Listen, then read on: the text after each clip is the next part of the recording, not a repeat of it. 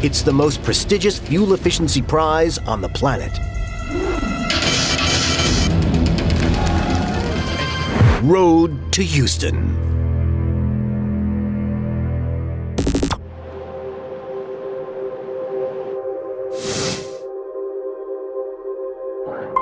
With just 4 weeks to go, former champions Alerion Supermileage is preparing for the Shell Eco Marathon Americas 2013. My name is Philippe Bouchard. I'm the general manager of Alerion Supermileage team from Laval University, Quebec, Canada. We won Shell Eco Marathon 3 years in a row. But last year we had a disaster when our car wouldn't start. So this year, we changed things a little bit. We made smaller teams that works on specific areas of the car. Among them, you have Louis David and Etienne, who works on the electronic. Yes, it's all me and my team. You have Guillaume, who designed the shell, and he loves snowboarding. And we have Lucas, who's in charge of the clutch system. And he's a little bit the party boy of the team. And last but not least, we have Audrey, our driver. I'm training because I want to lose some weight for the competition.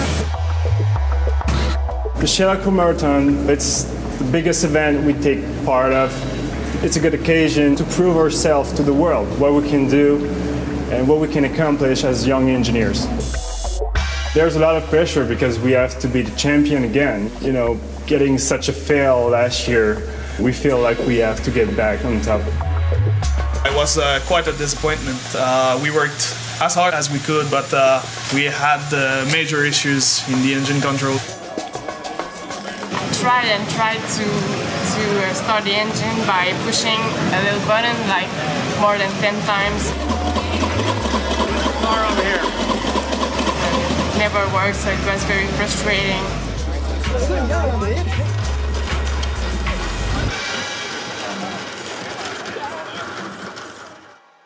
The Université Laval team is competing in the gasoline prototype category of Shell Eco Marathon.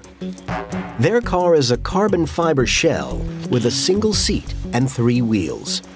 The 2 at the front for steering and the rear providing the drive.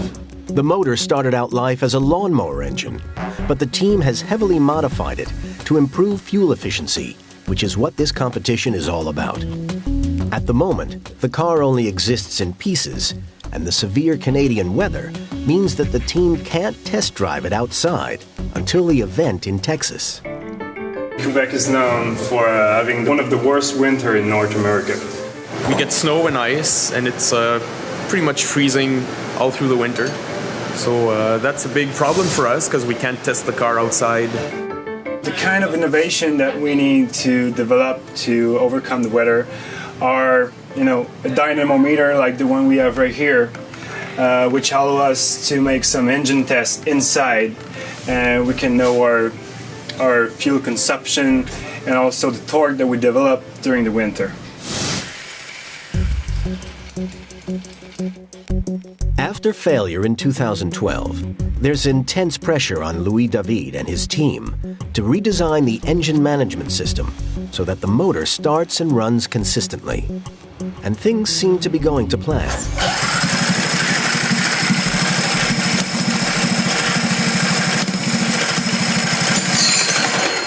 Holy!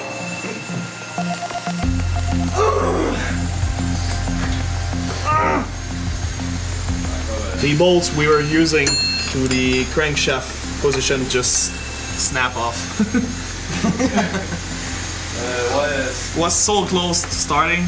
We have some combustion, so the force just broke our 3 plastic bulb, so we've got to replace them. In the competition, the Laval team plans to use a crafty run-kill driving strategy. When the car reaches 18 miles per hour, they switch off the engine, allowing it to coast and save fuel. The engine is restarted when the car's speed drops to 9 miles per hour. with this strategy, we can go really far because we're not running the engine all the time, so we save fuel. As well as challenging the students to build a fuel-efficient car, Shell Eco Marathon has also affected how they manage energy consumption in their own lives. The run-kill strategy changed the way I drive my car, because now when I see red lights, I don't go, oh yeah, I'm gonna... It's not a race. So I think that because of the competition, because of what we're doing here, I changed the way I drive. Yeah, me too.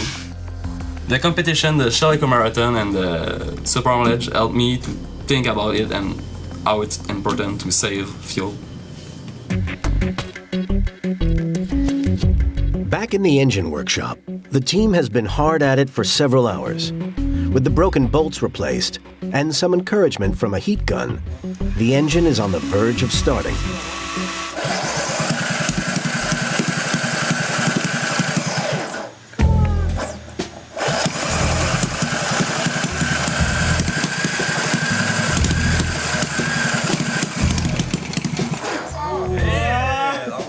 I liked it. It smelled the burning fuel, so I like it. Usually we have to restrict the air intake, and if there's too much air with our lean mix, sometimes combustion just doesn't happen. So what we do sometimes is we put a washer to restrict the air intake, and that's what we're going to do.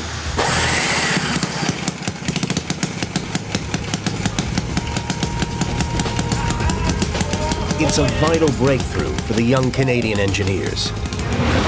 The Road to Houston. Join the journey. See the second film on Shell.com from March 25th.